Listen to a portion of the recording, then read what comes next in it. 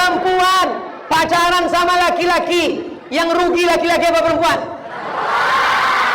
Yang muntah-muntah laki-laki apa perempuan? Yang mengandung malu ditengok orang laki-laki apa perempuan? Yang melahirkan anak meregang nyawa laki-laki apa perempuan? Masih mau juga kalian pacaran?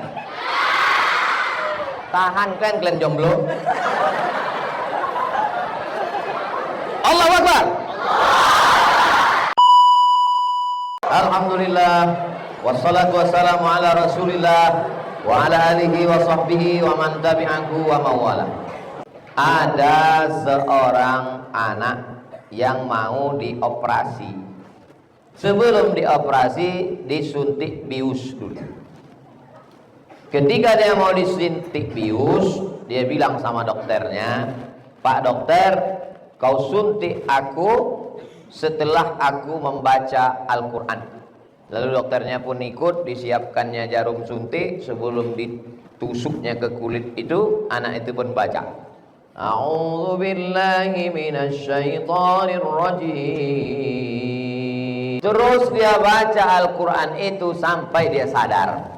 Cerita ini dikisahkan oleh Syekh Hasan dari Mesir. Apa pelajaran dari sini? Bahwa bius pada jarum suntik hanya bisa menghilangkan kesadaran mata. Setelah bius masuk, mata terpejam, telinga tak mendengar, kaki tak bergerak, tangan tak bisa melambai, mulut tetap mengucapkan apa yang ada di hati dan pikiran. Ternyata ada satu yang tak bisa dihilangkan oleh bius, yaitu hafalan Al-Quran. Itu menunjukkan bahwa ketika orang koma, ketika dia berada di ruang ICU, ketika dia sedang disuntik, maka yang lainnya off, yang lainnya tak bisa berfungsi, tapi Al-Qur'annya tak bisa dihilangkan. Makanya kalau ada orang disuntik mati, disuntik bius, disuntik pingsan, yang lainnya bisa dibuat mati, tapi ada yang tak bisa dibuat mati, yaitu Al-Quran. Ini yang di depan saya ini adalah isi kepalanya Al-Quran, Al-Quran semua. Makanya kepalanya ditutup pakai topi putih. Itu artinya di kepalanya ada 30 juz. Yang pakai topi hitam ini juz 30. Mudah-mudahan anak-anakku semua menjadi para penghafal Quran. Seandainya terbakar semua Quran yang ada di perpustakaan, hilang semua Quran yang ada di toko buku, apakah Al-Quran hilang? Tidak. Seandainya penghafal Al-Quran itu disuntik, pingsan, apakah Al-Quran hilang? Tidak. Karena ada satu yang dijanjikan Allah, "Inna nahnu nazzalna az-zikra wa inna lahu lahafizun." 5 janji Allah, 5 kali taukid. Inna nahnu nazzalna az-zikra wa inna lahu lahafizun. 5 janji Allah Subhanahu wa taala. Dan Allah kalau sudah berjanji, innaka la tukhliful. Itu yang pertama. Yang kedua, tolong diingat-ingat, ini nanti akan masuk UAS, ujian akhir semester. Yang kedua, ada seorang naik sepeda motor, lupa pakai helm, karena disangkanya rumahnya dekat saja ke warung. Malam tak dapat ditolak, untung tak dapat diraih, ditabrak. Kita naik sepeda motor ini 2 kemungkinan, kalau tidak menabrak orang, ditabrak orang. Akhirnya ditabrak, jatuh, kepalanya terbentur ke dinding, ke lantai, ke aspal. Hilang memorinya, lupa nama, lupa rumah, lupa kampung, hilang semua yang ada di kepalanya. Fisika, biologi, kimia, matematika, bahasa Inggris, hilang semuanya. Tapi ada satu yang tak hilang, Al-Quran. Ketika ditanya, "Siapa namamu?" "Entah." "Rumah kau di mana?" "Tak tahu." Tapi begitu dites, Bismillahirrahmanirrahim, "Ya ayyuhalladzina amanu kutiba alaikumul qisasu fil qatla." Langsung disambungnya. Fahamlah orang bahwa memori kepalanya hilang semua file-file, tapi ada satu yang dijaga Allah Subhanahu wa taala, Al-Qur'an. Ada masanya pembuluh darah di kepala kita ini pecah karena kolesterol, lemak, daging kambing, jarang olahraga, malas makan buah, merokok, narkoba, nikotin. Akhirnya saluran darah itu macet. Coba hidupkan keran air, lalu kemudian gulung pipanya. Pipa tak bisa digulung, selangnya gulung. Buka keran air, selangnya digulung. Hidupkan mesinnya kuat-kuat. Apa yang terjadi? Tekanan air demikian kuat dahsyat, sedangkan pipanya tak lagi sanggup menahan, kemudian selangnya tak lagi kuat, maka terjadilah pecah. Pecah pembuluh darah, hilang ingatan, error. Terbaring di ruang ICU. Ketika terbaring di ruang ICU, tahu adik-adik arti ICU? ICU, you don't see me. Aku bisa menengok kau, kau tak bisa menengok aku. Ketika itu hanya terbaring kaku, anak lupa, istri tak ingat, kawan tak ada satupun yang ada dalam kepala. Maka yang menjadi ingatan dia hanyalah Al-Qur'annya. Saya bukan mengatakan kita siap-siap kena musibah, tidak. Iyamsaskallahu bidurrin fala kashifalahu illahu wa iyuridka bi khairin fala radda li fadlih. Insyaallah adik-adik sudah siap semua. Andai kalian menjalani masa tua, andai hilang ingatan, andai nauzubillah qadarallah, insyaallah kepalanya sudah diisi dengan Al-Qur'an. Poin ketiga. Sampai berapa nih Pak Ustadz? Ya terserah saya lah. Poin yang ketiga. Ada seorang jamaah di Jakarta. Dipanggillah keluarganya oleh dokter spesialis. Sini sebentar Bapak Ibu. Ada apa? Pasien ini bawa pulang ke rumah, kasih makan enak, kasih minum enak. Kalau nanti ada keluarga kita masuk rumah sakit lalu keluarganya dipanggil oleh dokter, ini bawa pulang ke rumah, makan enak, tidur enak. Itu artinya malaikat maut sudah dekat. Tak ada harapan, tak ada obat. Bawa saja pasien ini pulang. Ketika pasien ini sudah mau dibawa pulang dalam keadaan koma, belum titik lagi, masih koma. Ketika mau dibawa pulang ke rumah, tiba-tiba dia terbangun dan duduk di atas tempat tidurnya. Heran semua dokter. Akhirnya dokter bertanya, "Bapak, iya, saat koma itu apa yang kau tengok? Apa yang kau lihat? Apa yang datang dalam koma kau itu?" Apa jawab dia? "Waktu aku sedang koma, tiba-tiba datang Ustadz Somad." Terus apa kata Ustadz Somad? Dia bertanya kepadaku, "Kapan kita buat tablik akbar?" Akhirnya dia sadar, dia sehat, dia pulang ke rumah dan dia buatlah tablik akbar halal bihalal di tepi Danau Maninjau di bumi Minangkabau, Sumatera Barat. Saya pun datang. Sampai di lokasi diceritakan kepada saya bahwa ketua panitia ini sudah koma di rumah sakit, divonis dokter sudah tak akan mungkin hidup lagi. Ternyata Ustadz datang dalam mimpinya. Saya tanya, laki-laki apa perempuan? Laki-laki Pak Ustadz. Bapak-bapak sudah tua. Saya pun datang. Saya tanya si bapak, "Betul bapak melihat saya waktu koma itu?" "Betul Pak Ustadz." "Kenapa bapak bisa jumpa saya?" "Aku pun tak tahu." Saya orangnya suka penasaran. Saya tanya, "Bapak selalu mendengar ceramah saya?" "Selalu Pak Ustadz, sampai habis paket."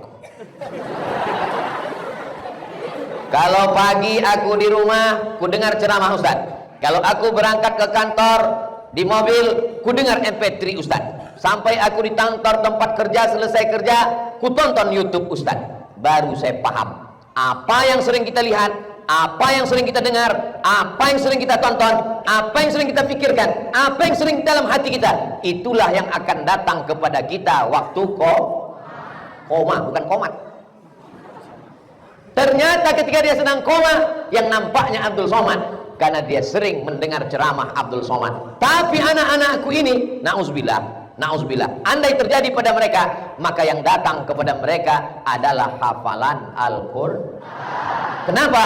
Karena pagi, petang, siang, dan malam yang mereka baca Al-Quran, yang mereka ulang Al-Quran, yang mereka hafal Al-Quran. Mereka yang hafal Al-Quran satu hari mengulang hafalan 2 juz, 1 bulan hatam 2 kali, 1 tahun 24 kali, maka yang ada di matanya, di telinganya, di hatinya adalah Al-Quran. Beruntung Bapak Ibu yang sudah memasukkan anaknya ke pesantren Al-Muslimun. Bagi yang belum, daftarkan segera sebelum pendaftaran penutup berikut ini. Berikutnya yang masuklah guru biologi ke kelas. Apa kata guru biologi? Manusia itu diciptakan dari beribu sperma, berubah menjadi darah yang menggantung di rahim. Setelah dari darah menggumpal menjadi daging, lalu kemudian daging itu berubah menjadi tulang, lalu kemudian tulang-tulang itu pun berubah menjadi manusia yang sempurna. Akhirnya manusia itu lahir merangkak, setelah merangkak berdiri, setelah berdiri berlari, setelah itu kemudian sekolah S1, S2, S3, lalu kemudian dia menjadi makhluk yang sempurna utuh. Manusia itu bernama Abdul Somad. Itu tambahan dari saya. Guru biologi itu tak ada bercakap begitu. Ternyata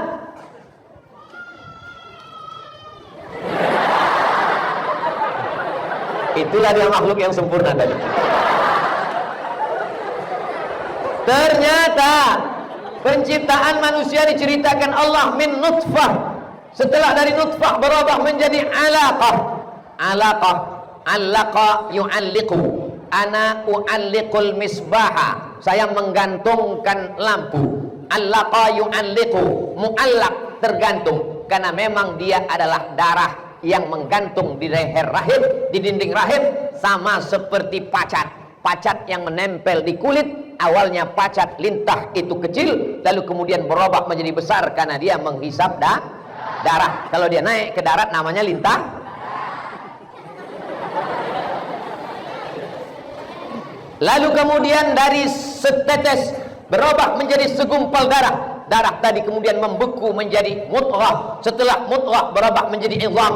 Fakasaunal idhama lahma. Lalu kami robah tulang itu dibalut menjadi daging-daging membalut tulang. Summa ansha'nahu khalqan akhar. Kami ciptakan manusia dalam bentuk yang lain, bukan darah, bukan daging, bukan tulang, bukan bulu, bukan kuku, bukan sumsum, tapi menjadi makhluk yang sempurna. Fatabarakallahu ahsanul khaliqin. Ternyata yang diceritakan guru biologi tadi ada dalam kitab suci Al-Quran. Mana yang lebih dulu, biologi apa Quran? Datanglah SPOG. SPOG itu Special Objin. Objin itu apa Pak Ustadz? Bukan orang kekenyangan. Maaf, beri maaf.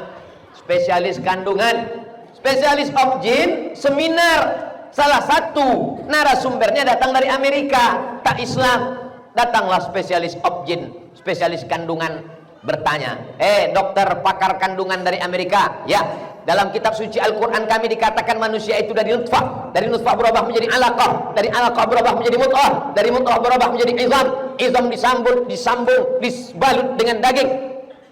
Kira-kira dari mana Nabi kami ini bisa tahu tentang proses kejadian manusia, padahal dia tak pernah terdaftar di Fakultas Kedokteran Universitas Islam Indonesia Yogyakarta. Apa kata si dokter spesialis Objin dari Amerika itu? Mungkin Nabi kalian itu sudah punya mikroskop. Tak tahu dia jawabannya. Tapi bagi kita yang beriman itu mudah saja. Dari mana dia tahu? Wa ma yantiqu 'anil hawa in huwa illa wahyun yuha. Siapa yang mengajarkan dia? Allamahu syadidul quwa dzu mirratin fastawa wa huwa bil ufuqil a'la thumma dana fatadalla. Begitulah Allah mau menunjukkannya. Tapi kalau Abdul Somad yang bercerita tentang proses manusia dalam kandungan ini, orang tak percaya. Kalau Abdul Somad yang ceramah tentang penciptaan manusia dalam kandungan, apa kata jemaah? Entah iya entah tidak. Tapi kalau yang bercerita itu adalah dokter spesialis, tapi juga dia hafal Quran, santriwati alumni dari Al-Muslimun, kira-kira masyarakat percaya apa tak percaya? Percaya. Jilbabnya panjang, wajahnya bercahaya bekas air wudhu, masuk dia ke ruang rumah sakit, SPOG, spesialis kandungan. Datang dia, begitu masuk dia di ruangan, di dalam itu semuanya perempuan hamil. Bahasa Jepangnya, kukira kura-kura. Mohon maaf, yang itu jangan kelihatan. Nanti sebelum diupload ke YouTube, tolong yang itu dibuang ya. Perempuan yang hamil itu muntah-muntah. Perempuan yang hamil itu emosinya tidak stabil. Perempuan yang hamil itu stres, melihat segala sesuatu yang harum-harum, diciumnya bau busuk. Lakinya mau muntah dia tengok. Padahal dulu sebelum nikah, kolab bulan, kolab bintang, begitu tengok, bang pergilah mau muntah, aku tengok kau. Maka datanglah dokter spesialis, alumni dari Al-Muslimun, begitu masuk ke dalam membawa jarum suntik. Ibu-ibu hamil, apa kabar? Kalian adalah ibu-ibu harapan dunia akhirat. Yang kalian kandung ini adalah calon presiden. Yang kalian kandung ini adalah calon menteri. Yang kalian hamilkan ini adalah calon ulama.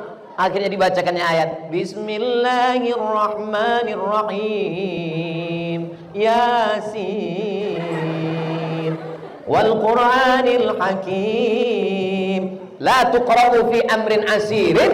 Setiap kali Yasin dibacakan pada perkara yang sulit, illa yassarahullah. Begitu selesai fa subhanalladzi biyadihi malakutu kulli syai'in wa ilaihi turja'un. Anak pun lahir. Lahir semua yang 9-10 hari. Tiba-tiba ada satu anak yang tak lahir-lahir. Sudah dibacakan Yasin 2 kali tak juga lahir. Akhirnya dibacakannya ayat Idza zulzilatil ardu zilzalaha wa akhrajatil ardu asqalaha. Keluar. Siapa nama anaknya? Zilzal.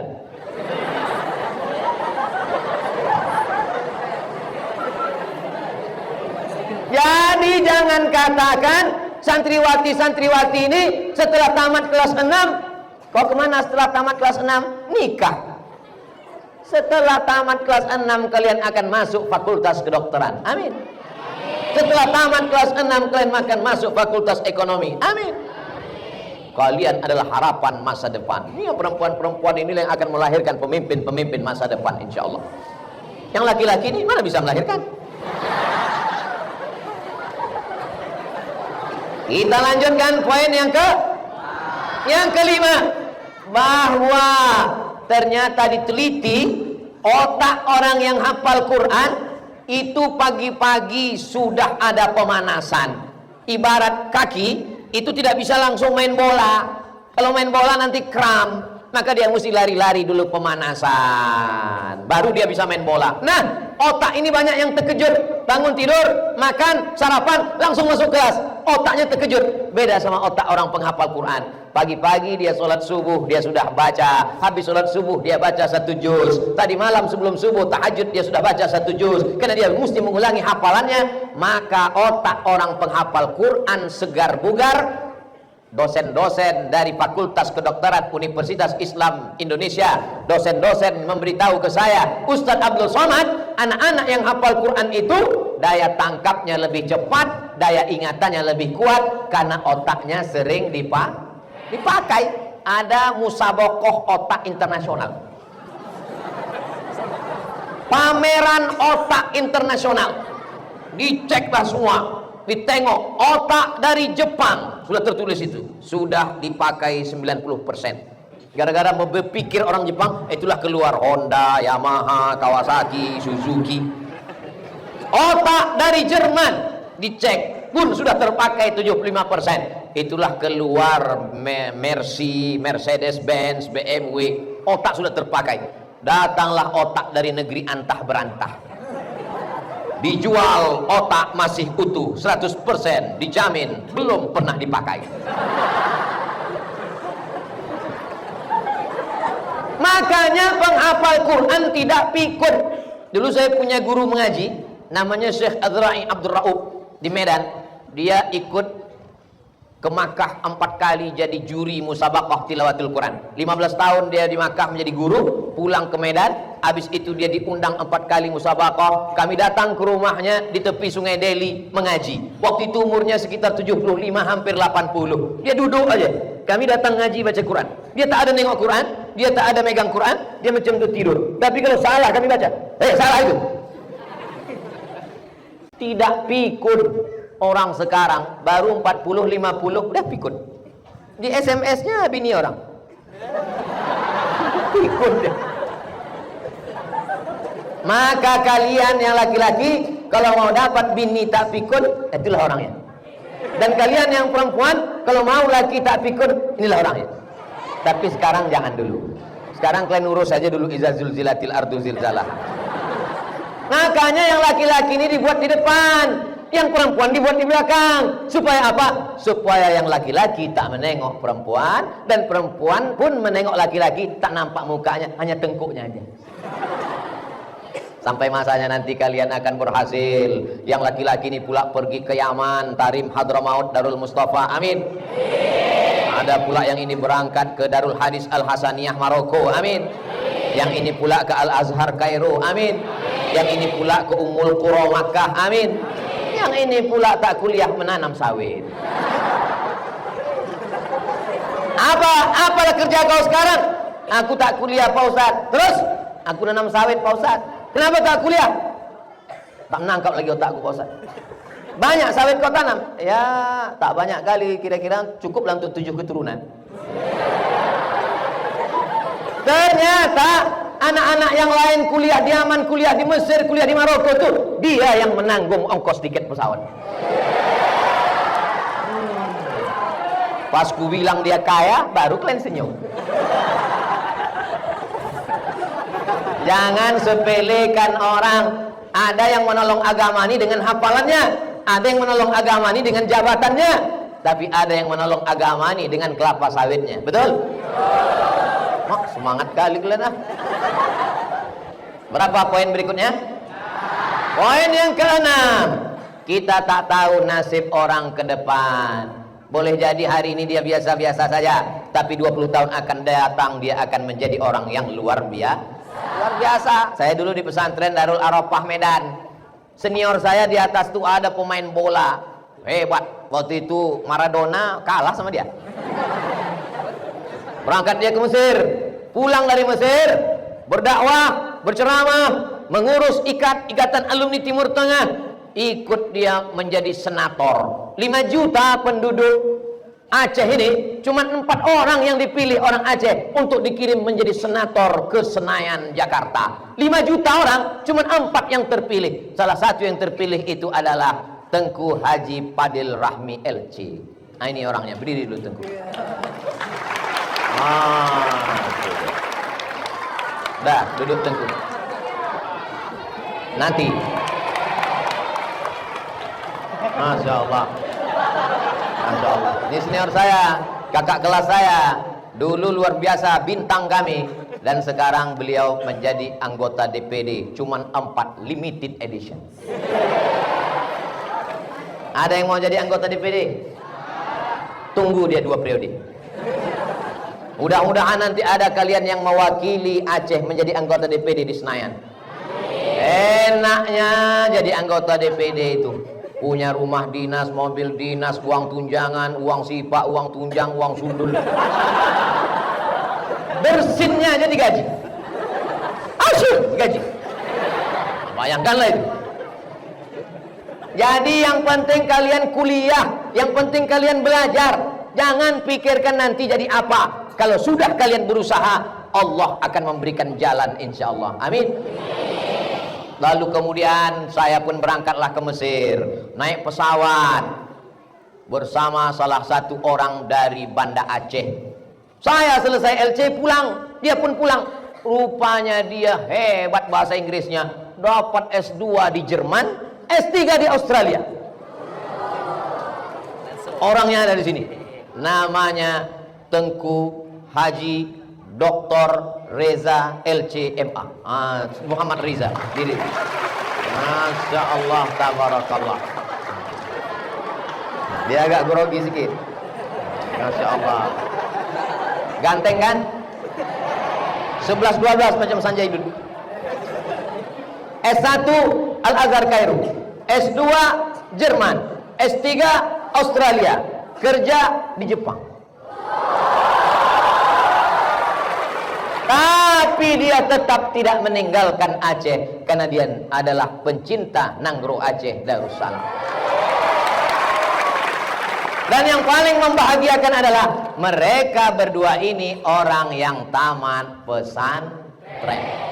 Ini kadang orang ada ngejek, jangan kau masuk pesantren, nanti kau tamat pesantren jadi apa? Memangnya kau tak pesantren jadi apa? Dia tamat pesantren jelas jadi DPD.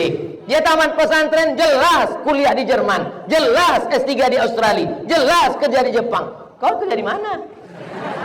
Fid dunya hasanah wa fil akhirati hasanah. Mau? Berapa berikutnya? Yang ketujuh adalah tak ada maknanya ijazah kalian, ilmu kalian kalau tidak memiliki akhlakul. Kira-kira kenapalah anggota DPD yang terhormat nih masih mau berkawan sama saya? Kenapalah orang yang kuliah di Jerman, di Australia, di Jepang nih masih mau berkawan? Karena saya tak pernah menyakiti hati mereka. Andai dulu saya sombong, angkuh, mau mereka berkawan sama saya sekarang? Mana mau, galah patah boleh disambung, kaca retak boleh direkat, hati yang sakit kemana obat akan dicari.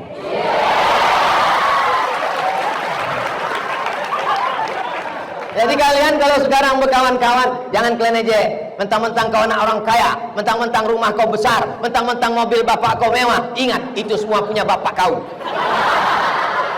Nanti kalau bapak kau mati, ada kawanmu yang nampaknya kecil, dekil, ingusan, jarang mandi, gatal-gatal. Jangan kau ejek, karena ada masanya Allah akan mengangkat derajat dia. Ada masanya Allah akan memuliakan dia. Betul? Itu cara menyenangkan hati orang yang ingusan. Itulah 7 poin yang disampaikan Ustadz Abdul Somad. Nanti keluar ujian. Apa saja 7 poin yang disampaikan Abdul Somad waktu singgah ke pesantren Al-Muslimun? Kalian di pesantren Al-Muslimun ini karena emak ayah kalian sayang atau karena benci? Kenapa muka kalian macam sedih kali? Karena sayang mereka lah maka diletakkannya kalian di Muslimun ini. Jadi jangan nanti kalian bangun tengah malam jam 2 pergi ke Tanah Lapang, oh nasibku. Kalau dia tak sayang, dibelikannya kalian motor, akhirnya kalian ngebut sana, ngebut sini, ngebut sana, ngebut sini, knalpotnya disunat. Dikasihnya kalian duit, dikasihnya kalian handphone, kalian kemana-mana pergi. Imam masjid sedang sholat, ghairil maghdubi alaihim waladdallin.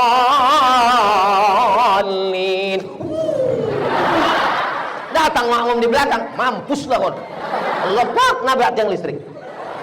Tidak mati, setengah mampus. Sayang ayah kalian, diletakkannya kalian di pesantren, kalian menghafal Quran. Yang perempuan-perempuan, kalian diletakkan di pesantren ini karena mak kalian sayang atau benci? Karena sayang lah diletakkannya kalian di sini. Kalau tak sayang, dibiarkannya kalian sekolah di luar, berangkat dari rumah pakai jilbab, keluar dari kelas pakai rok pendek, cabut, pacaran, bawanya bonceng sana, bonceng sini, masuk angin, gembung.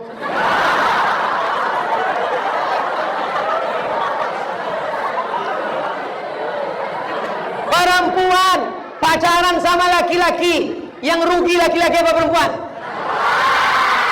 Yang muntah-muntah laki-laki apa perempuan? Yang mengandung malu ditengok orang laki-laki apa perempuan? Yang melahirkan anak meregang nyawa laki-laki apa perempuan? Masih mau juga kalian pacaran? Tahan kalian jomblo.